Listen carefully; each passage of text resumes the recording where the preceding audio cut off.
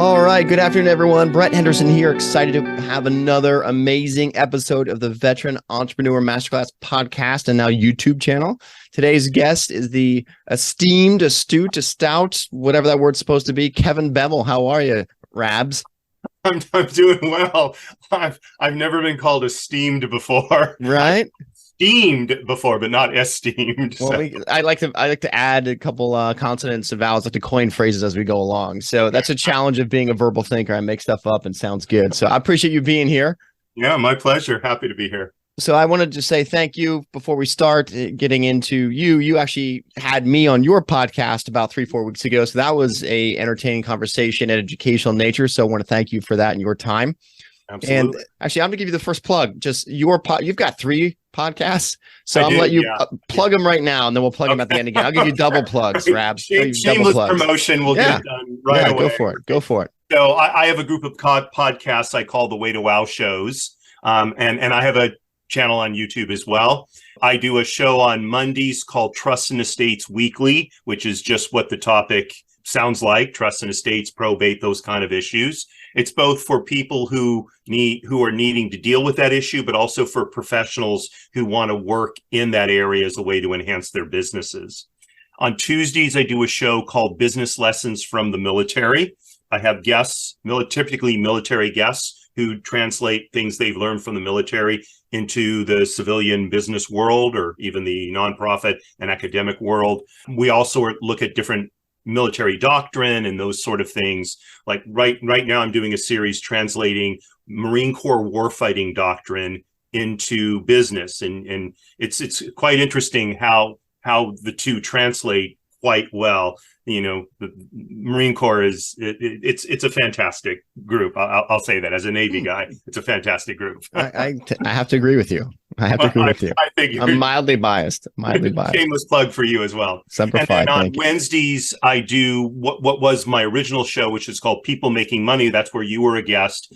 And on that show, I interview people who have interesting ways of making a living that they enjoy.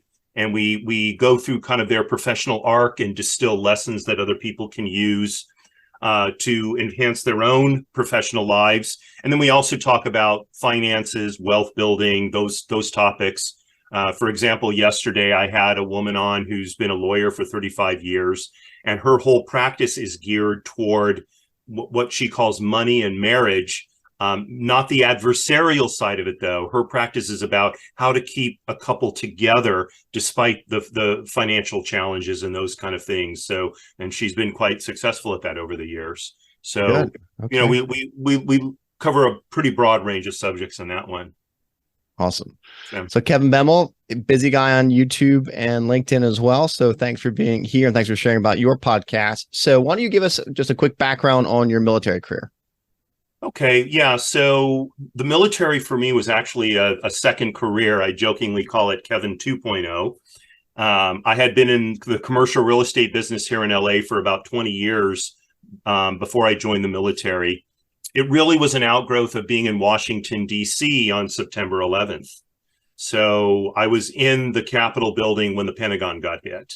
Wow. And the Capitol Police evacuated us from the rotunda. And as we were walking down the steps, we looked off to the right and we saw black smoke rising. That was the Pentagon, basically. Wow. And at that time, I told the people I was in DC with that that was Pearl Harbor to me, and I wanted to get into that fight.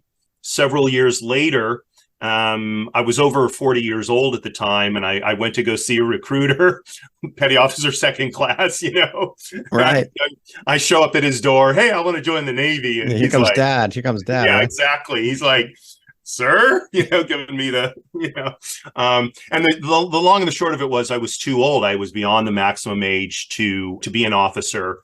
And someone at the time told me that the Navy was desperately looking for Jewish chaplains. And to make a long story short, I went and got ordination as a rabbi and to join the Navy. Really, people say, well, you know, wow, you're a rabbi, blah, blah, blah, blah, blah. You know, where's your congregation? I'm like, no, I became a rabbi because that's the only way I can get in the Navy.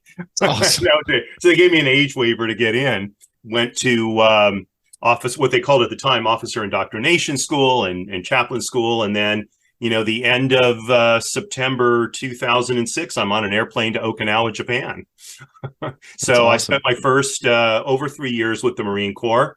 I sort of come from a Navy family. My dad was a Navy officer back in the 50s, and he was a reservist on through into the early 70s.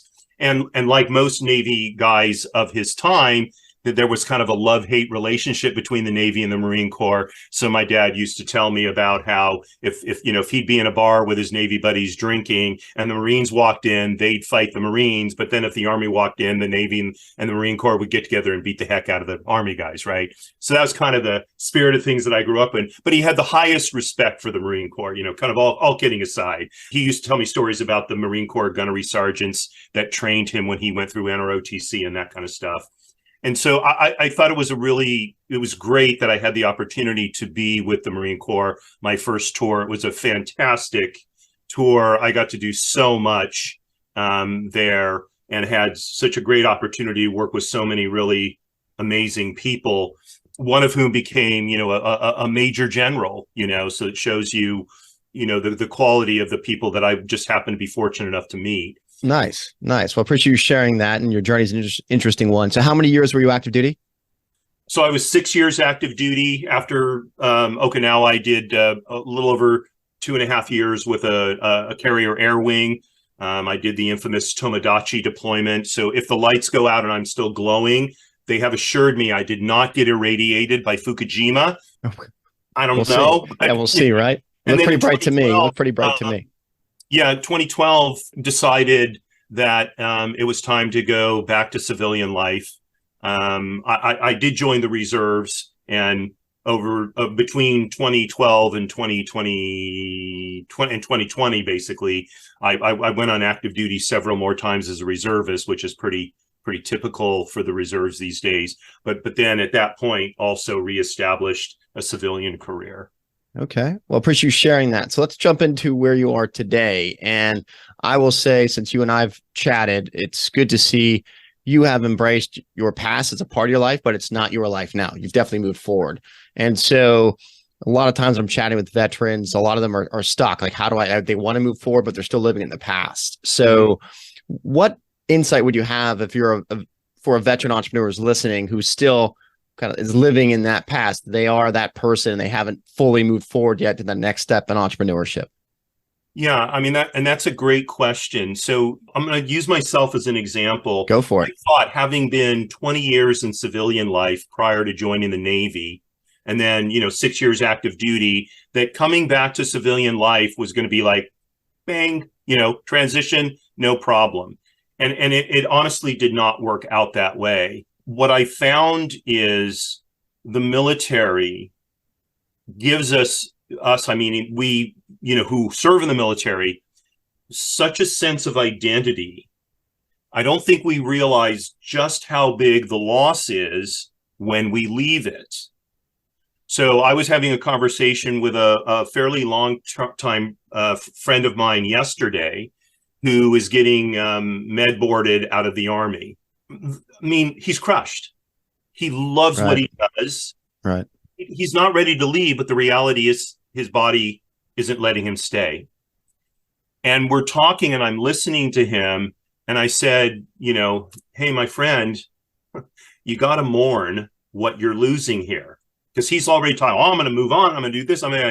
That's good. I'm glad you're looking forward, but you got to come to terms with what it is you're losing, because you are losing something. There's something that in essence is dying. And if we ignore that down the road, it's going to ambush us. So we've got to let go of, not so much let go. We've got to go through the process of coming to terms with what's changing in our life. And that is a grieving process. For people who hated the military, probably not. But most people didn't hate it. But even if you hate it, it's still a change, right? It's going through change.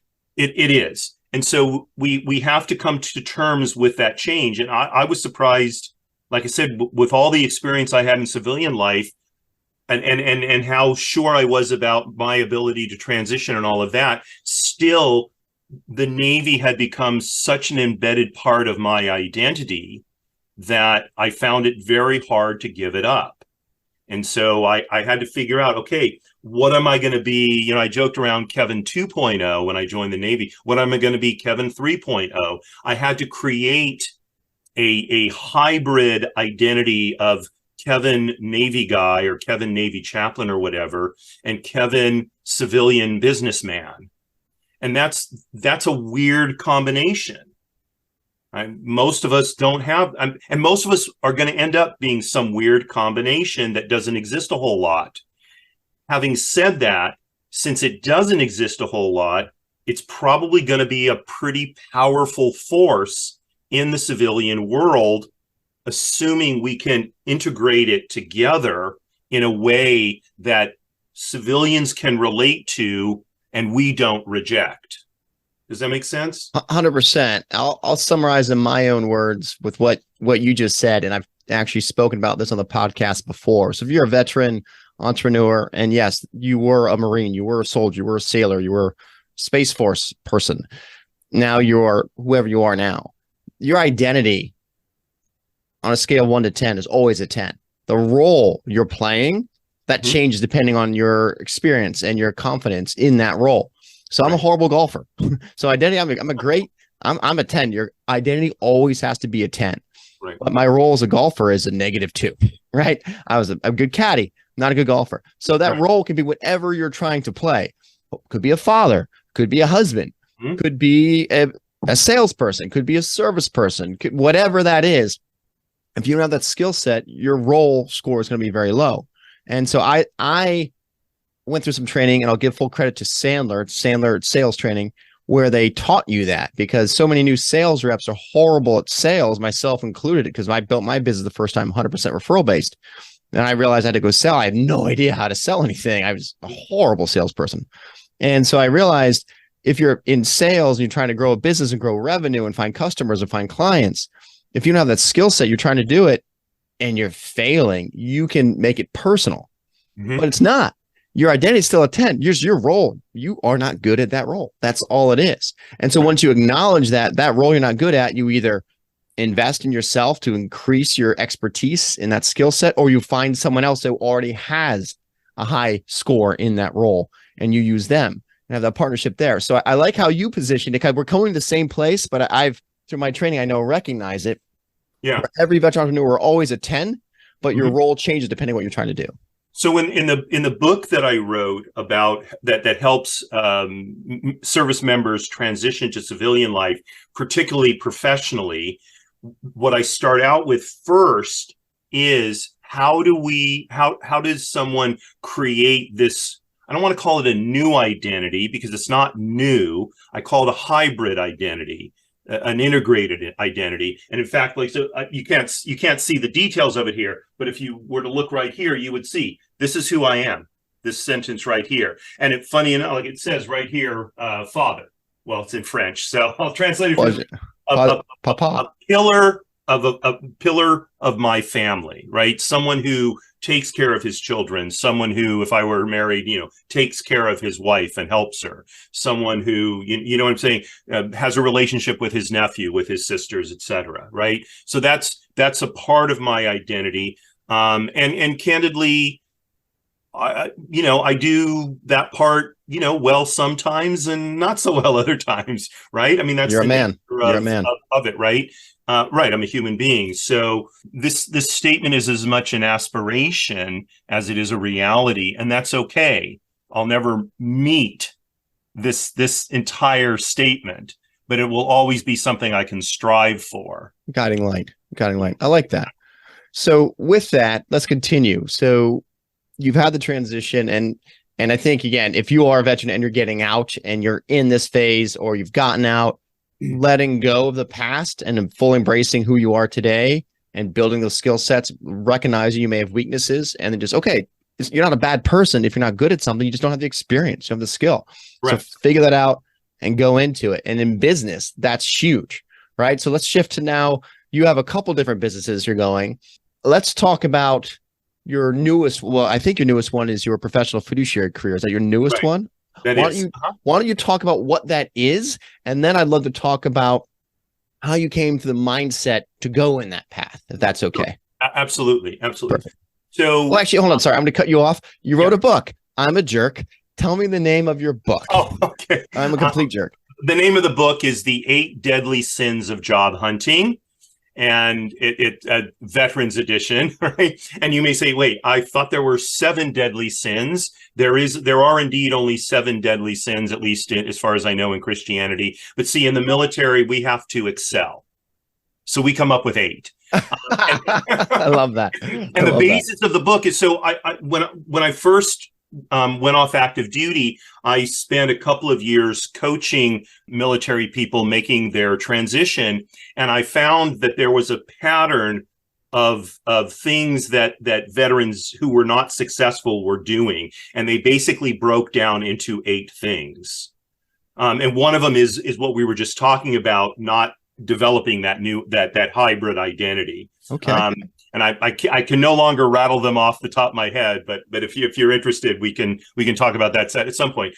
Tell us the name of the book one more time. Yes, Give the yourself name of the another book plug. is the 8 Deadly Sins of Job Hunting. I offer it as a PDF to any military person or military spouse who would like it. What it does is it lays out a 5-step process, task by task, starting with, okay, I'm going to get out of the military, and leading through the whole process of what you need to do to set yourself up for professional success in the civilian world.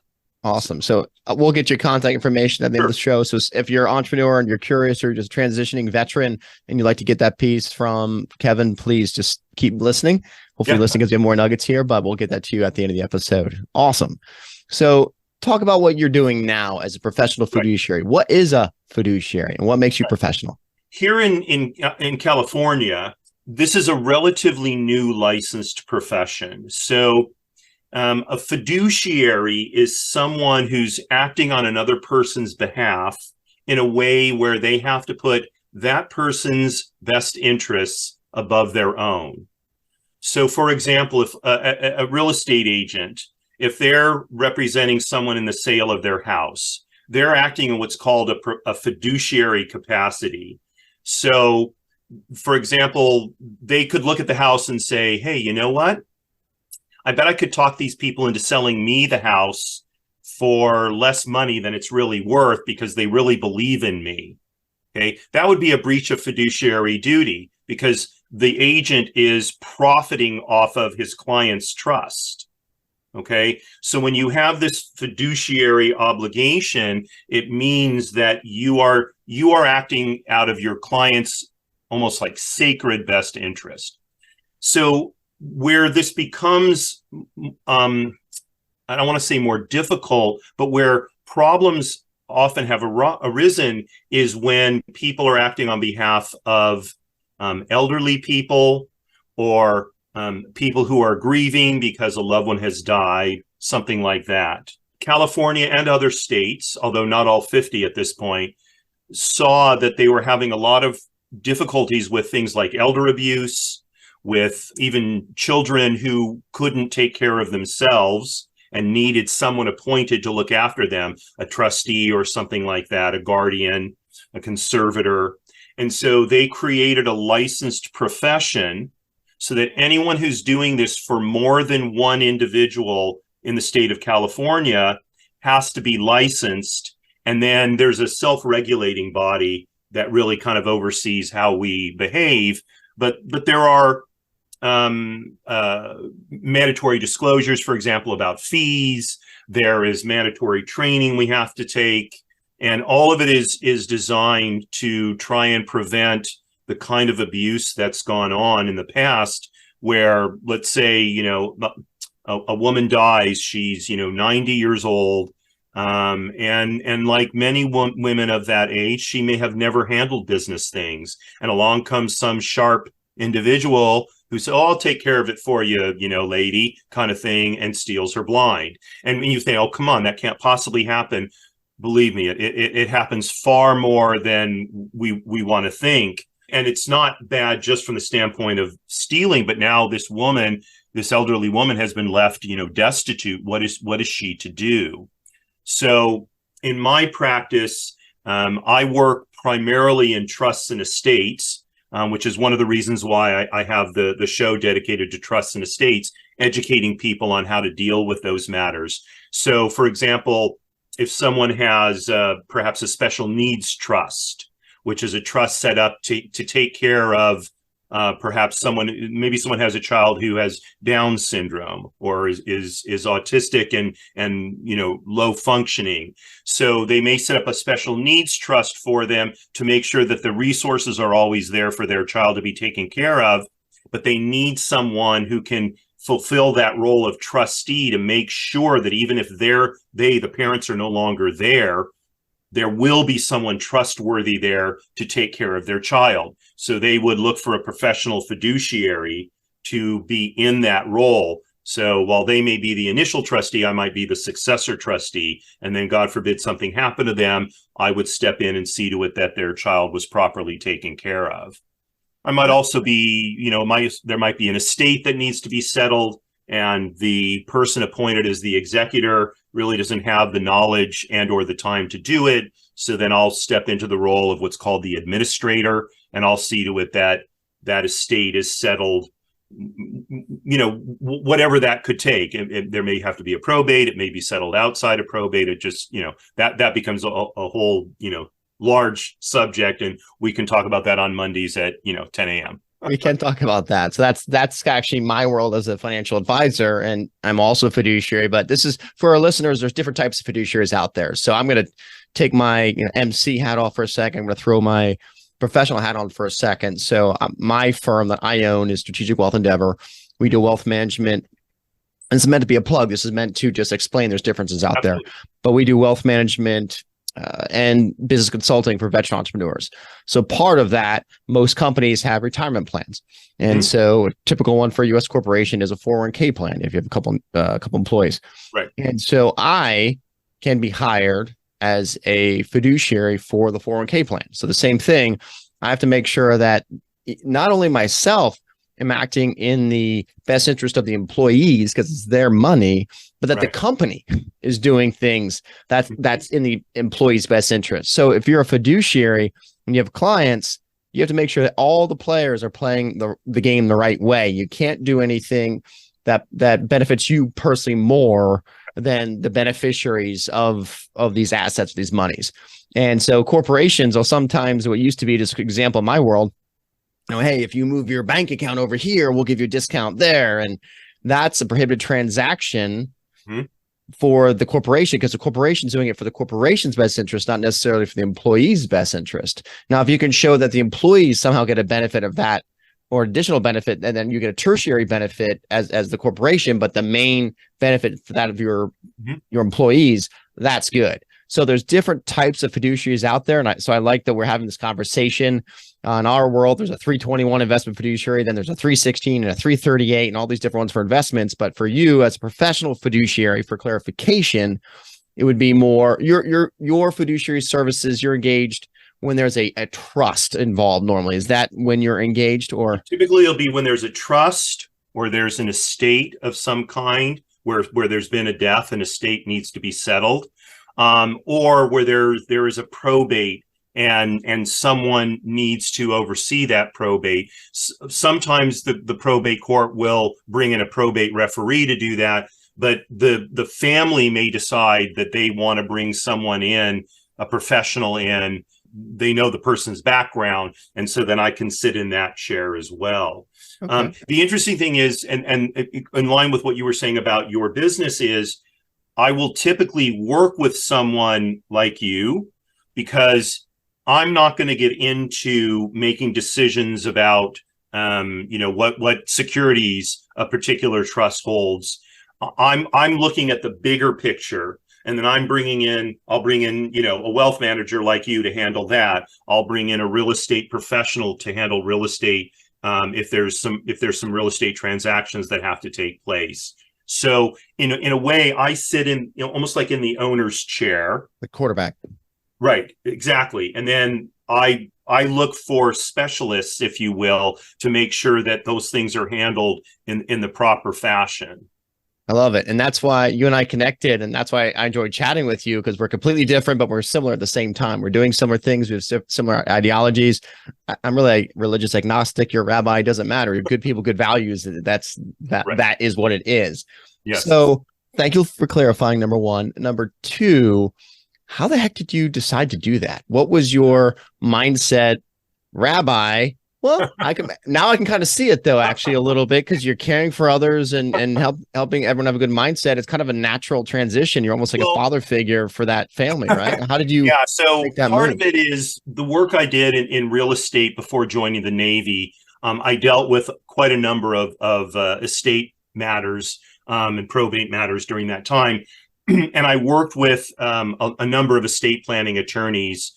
Among the different things that I did for those 20 years, that was some of the most challenging, but also the most satisfactory, I guess. Okay. Satisfying. Yeah. But I will say it was also sometimes among the most frustrating, right? I mean, it's so egregious when heirs to an estate are fighting over who's going to get what, and their relative is still alive.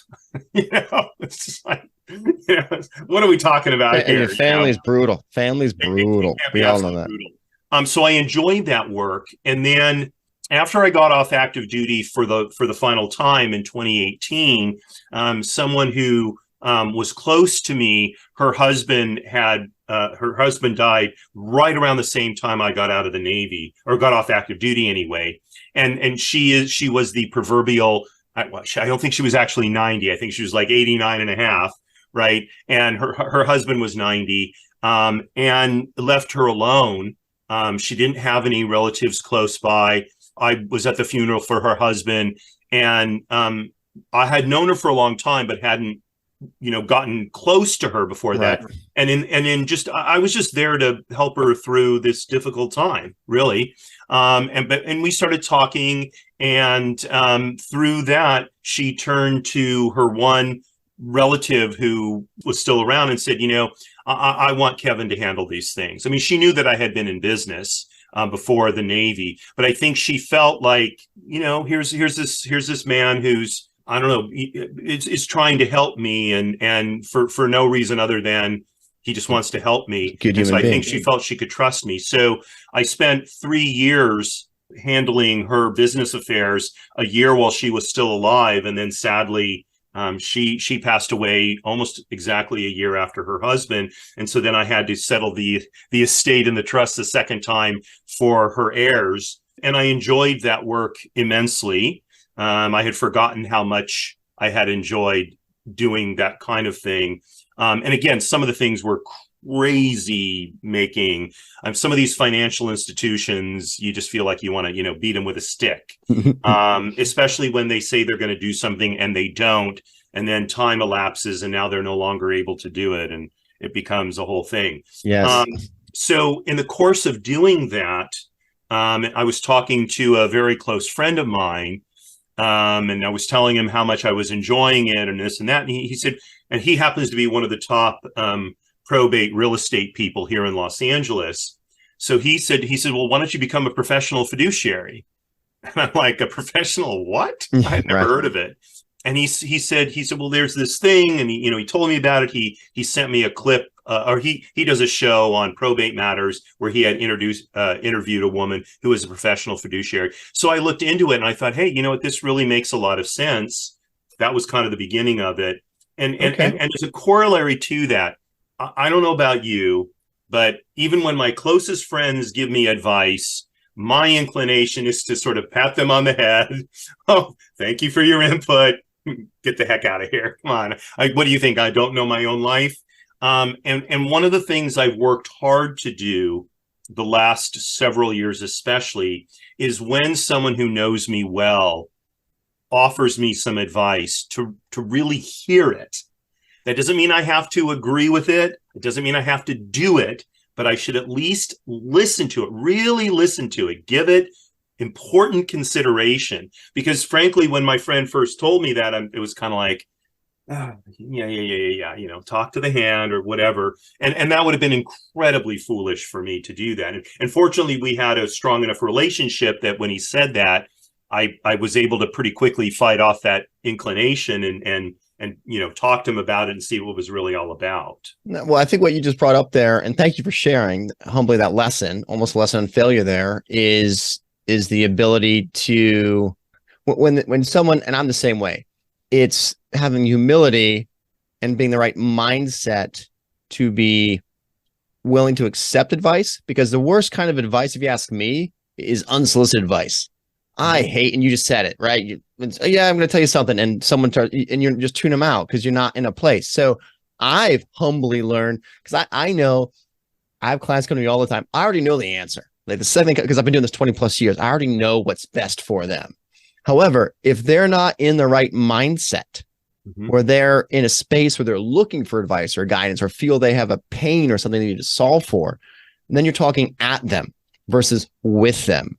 And they're not listening to understand. There's no empathy there. And so what you just described, you have to mentally get yourself in a state where you realize, hey, there could be an opportunity.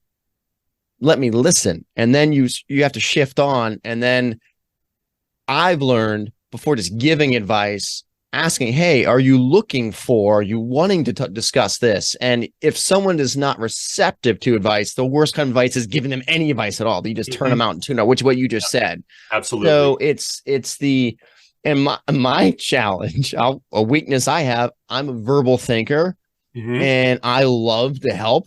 And so I'm a bulldozer, and I was a bulldozer until I learned, after failing so many times, of running people over with things they could do to help themselves when they didn't want to hear it. Why is that not working? Because they're not in the right mindset, because I failed to help them be, or see if they even had a need to be in that mindset to hear advice to help them in the first place. So that's a growing part of my career I've gone through, and I've probably hurt myself. I've hurt myself in my career over the years by being that way. And I inherited the traits from my family, my gene pool, being Scotch Irish and a little headstrong there. But you get through it, right? So I think a lesson for the veteran entrepreneur here, or any entrepreneur, you don't have to be a veteran, is, we'll talk about advice. If you have advice, or you think you can help someone, rather than just give them advice, make sure you have a conversation where that person is receptive and actually asks you for that information first. So then if someone's open to it, it's not right or wrong, then you on the receiving end, it's about empathy. Do I understand? You have to agree with what they're saying, but do you understand how they feel or what they're trying to say? That's what just triggered in my mind as we're having this conversation. What are your thoughts on that? Two things come to mind. And one is how many times I've had to relearn this lesson. So I'm going to take you all the way back. I am I think a sophomore or maybe a freshman in college. Okay. I'm in downtown LA, didn't have a lot of money. So I would always have to park my car very far away from the gym, so I didn't have to pay for parking. Right. And I'm walking to the gym this day, and this homeless guy sees me, and he comes up to me, and I'm thinking he's going to ask for money, which I had none of.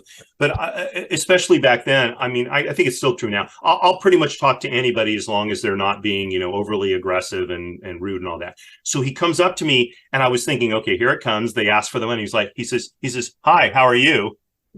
I'm like, fine. How are you? He says, I'm good. He says, what do you do? I'm like, I'm an architecture student at USC. He goes, an architecture student. He says, why don't architects do projects like this? And he rattles off, I think, a half a dozen, honestly, very creative ideas on how to make buildings happen. One of them in particular was like, okay, this guy is either he really knows about this, or he's like creepy insightful, right? And so at the time the guy was talking about a project up in San Francisco, and I had a friend up there, and I called him up and I said, have you heard about a church being burned down on Lower Market in the last few months? And his response was, no. Wait a minute. Yeah, I have.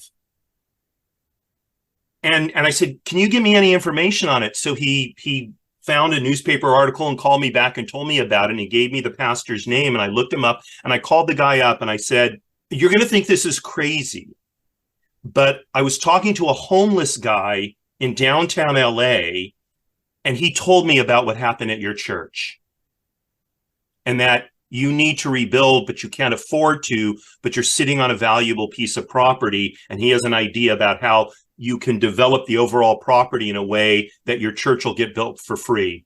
He says, that's amazing. We've been looking for someone to help us with this. And I ended up getting another friend of mine that I was going to architecture school with involved. We drove up to San Francisco and we helped them do some of their initial planning, and we actually got paid for it. Right. So from that very early time, so because I was willing to listen to, a homeless guy, I don't mean that derogatorily, but it wasn't like he was dressed in a suit, and you know what I'm saying? He's just a guy on the street. We don't know where good ideas are going to come from. And you mentioned you're an agnostic, so if you don't mind, Go for it. But from a God-centered standpoint, we don't know who God's messengers are. Okay. And we make a big mistake in assuming they either look like us or act like, we never know where the ideas are going to come from. Here it is, decades later, and I had to relearn that lesson. So I think that's one part of it.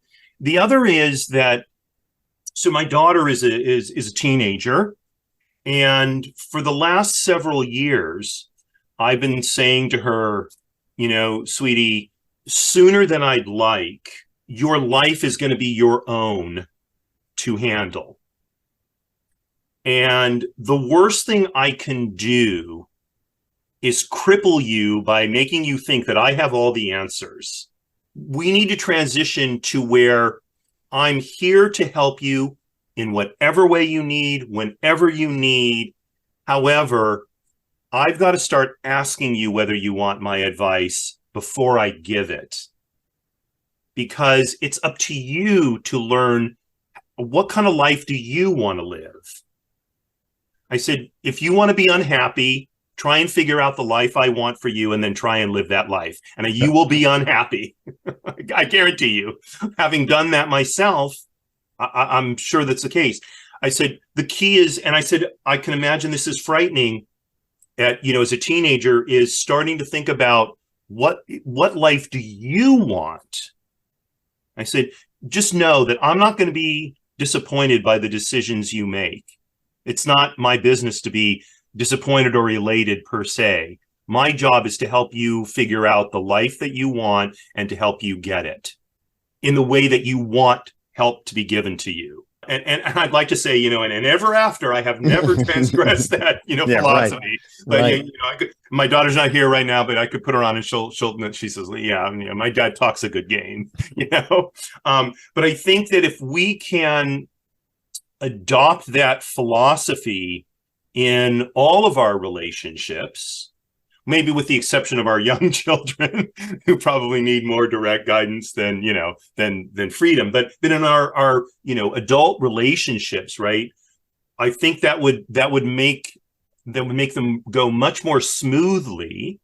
And also there would be a much greater interchange of ideas, of concerns, of trust, of openness, all the things that we need to be successful in both business and in our personal lives. Because these days, business and personal lives, I think, are much more integrated than ever before. No, 100%. And as you're sharing that, and I want to thank you for what you're sharing, I'm just doing self-reflection, myself. My son's now 6, and we have some conversations sometimes, and they're like, Daddy, this and that. And I'm like, Daddy's not always going to be here. So appreciate this time. Remember this time. Daddy's trying to be here for you. And this is, and he's only 6, and I'm trying to, maybe a little too soon. My parents was a different time. My father was like, whatever. The second I was old enough to run the farm, he was like, I'm going skiing for a week. I'm going here. I'm going there. I was just labor. I was just free labor. I give you a place to live and food, and you will do this. And, okay. So that's a whole nother. My father's attitude was, children are a renewable resource. I think I'm joking. He never told me. Your dad and my dad would get along just fine, right? Yeah, right. So It was a different time. a question like, so you just made me think of a story from my father. I'll digress for 1 second here, which is kind of the podcast. If you're a veteran entrepreneur listening, we all have dynamics with our family, right? We're kind of shifting there and being open to advice. But your point, I remember my father told me a story. He was out at McDonald's for whatever, and never goes to McDonald's. Went to McDonald's. There was a woman there, and her kids were noisy and doing whatever they do. And my dad kept staring at her, and she's like, "What? Don't you have any kids?" My dad's like, "None that lived." That's my dad, right? So with that, I will say in entrepreneurship, though, in life, it's having grit, right? And when the world throws you lemons, you feel the lemons hurt when they hit you, but then you pick them up, you make your lemonade, right? You make your lemonade, and that's the main thing. So we talked about several different things here today. I think we should have several more episodes where we talk about different topics. It just goes in so many different ways, though. But if you're a veteran entrepreneur and you're listening, some of the takeaways today is that there is no set path, right? But there's opportunities. And so your journey, I like you sharing how your journey, you were doing here and then this and then that, and just because who you are as a human being, as a person, whether ordained or not, you are still the person you are, the man you are, absolutely led you to this opportunity, and you saw it as an opportunity, and you took a chance, and you learned maybe you don't have that skill set in that one area, but you can grow it. And I'm sure you failed. We've all failed, especially as fathers, we've all failed, and husband's a whole nother thing. And thank God I've never been married. And that's a whole nother conversation for what I've seen and heard out there. Right. So we won't talk about that. But that's life. Right. And I'll share something. When I turned 40, life changed. The 30s were super fun and easygoing. And then 40, just things changed. And it was like, bam, bam, bam, get up, and bam. No, you try and get up, and like, nope, you're not getting up. Like, whack, whack. Like, I'm really trying to get up. No, you're not. And so even a couple months ago, I said, like, whoa, everything's really good right now. Like this, everything's business is good, personal relationship is good, family's good. Like something's gonna happen. And something did. Like it was like, what? It's like it's not like life just isn't that way. Right. But what do? We've been through so much. We have the grit now and the wisdom. When something else happens, you're like, oh, it's just the next thing I have to get through. Right. Right. And so in business, you're a veteran entrepreneur and you're listening. One of the takeaways from this episode, I believe, and I'm going to ask you for your takeaways from this in a second, Kevin, is that you think you got a path, that path changes. The Marine Corps called Semper Gumby, and you're going to get hit with some rounds. Okay. Your identity is your identity. You're always a 10. That role could be a 2. Improve, change, shift, grow that role, whatever you want to do. Always be moving forward, never move backwards. Things change. Take a second to reflect on it. All right. Then that's the past of the past. Tomorrow's another day. Let's rock and roll and move forward. That's kind of what I'm taking from today, which was like 15 things at once. Sorry, that's how my mind works. But what did you take out from this conversation today, Kevin? So I think a couple of things, and one is, and this is going to echo a little bit of what you just said. So we need to have a plan. We need to have a plan for how we're going to transition, how we're going to start our business. In fact, I'm working with a young woman right now who's the very, very close friend of a friend of mine who's a Marine, and she's starting her first business, and I'm, coaching her. Get yourself a plan. And knowing that, the philosophy of the famous German, I think it was a Field Marshal von Moltke, right? No plan survives first contact with the enemy. But you still need to have a plan, because embedded in that plan is your objectives. It's your perception of how you're going to get there. And it's easier to deviate from a plan than it is to make everything up every minute of the day as you're going. Right. So I think that's one important takeaway. I think the second important takeaway is relationships are pretty much everything in our lives. I don't even know that we learn that in the military. It happens in the military. I mean, most of us, it's part of it. It's part of it, right? Most of us are not combat veterans. So we're not literally reliant on the guy, next to us to keep us from getting killed. Having said that, we were all reliant on each other for something, whether it was our food, whether it was, our vehicles being able to work, whether it was our ship not sinking, or at least having a power plant to propel it. We were all dependent on each other, and we knew that instinctively. we come out into civilian life and it feels different. This is one of the 8 deadly sins of job hunting that I remembered while we were talking. A lot of veterans think that when civilians say they want to help us, they're not being sincere. And it is true. There are a handful of them that they're just saying it because it's a good thing to say at a cocktail party or whatever. There's always people like that. What and for a while I started to think, I think maybe it's more than that, but this is what I've learned. Our fellow citizens desperately want to help us.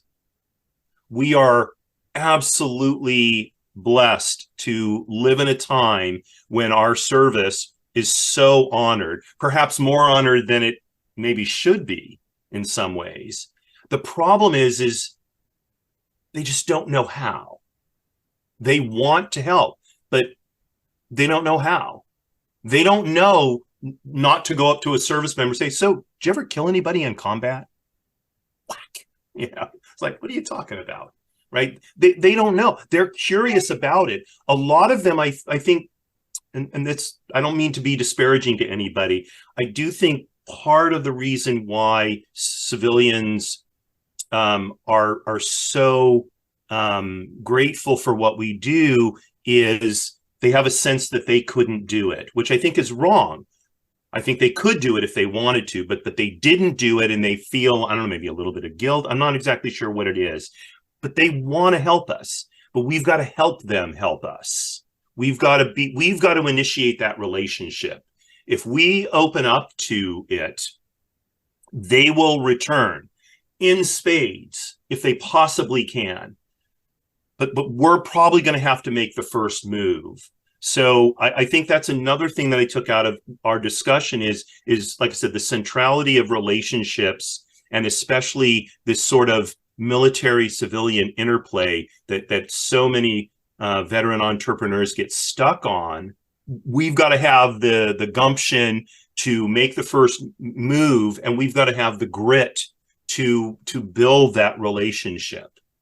And a lot of times it is the grit that's going to keep the relationship going, because sometimes it's going to get off, and we've got to be the ones. So I mentioned this colleague of mine who's a Marine Corps guy. We're working together on a project, and every once in a while we do what I call we're men, right? We get up on our hind legs and growl at each other, and then one of us has to go, okay, let's stop being stupid, because we have a relationship that's important to us. Let's back off. I don't know where we got off kilter, right? But it's easy to do, especially when it's something that's we feel is really important.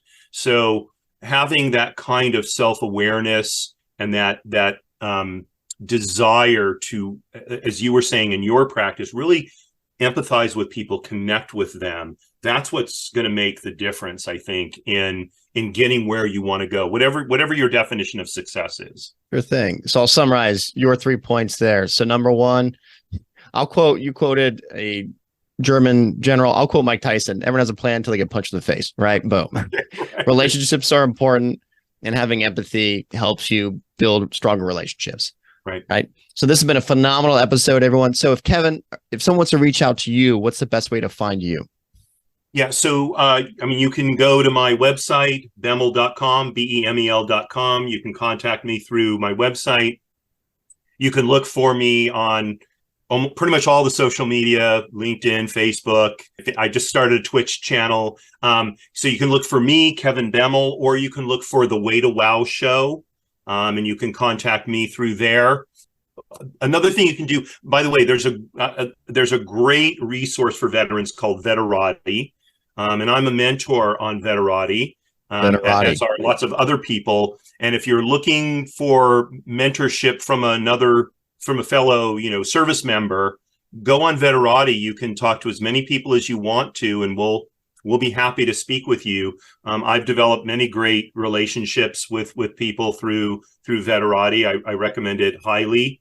You can also, if you want to, schedule some time to speak with me, it's all pro bono, of course. So I'm not that Jewish. So, I mean, as Jewish as you want. No one cares here, right? We all bleed red, brother. So thanks so much. But I'd be happy to. I will, as a service to my shipmates, I will talk with people who, especially veterans who want to start businesses. I do not think there are enough veterans who are starting businesses, given the kind of skills and experiences that we get in the military.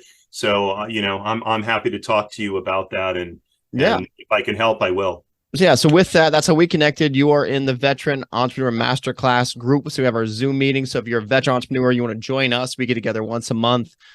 I'm not sure if this is going to air, probably in July, early August. But we get together first Tuesday every month. So you want to reach out or have any interest in being in that group, we do encourage you to reach out, have a conversation with me. You can find me at SWE90.com, Strategic Wealth Endeavor, 90.com. I'm Brett Henderson. We have a 15-minute chat, kind of a gut check. And all I ask, if you're a veteran in business and you want to be a part of the group, actually listen to a couple episodes here. This is why we have the podcast, to get this information out, to help you go from A to B that much faster.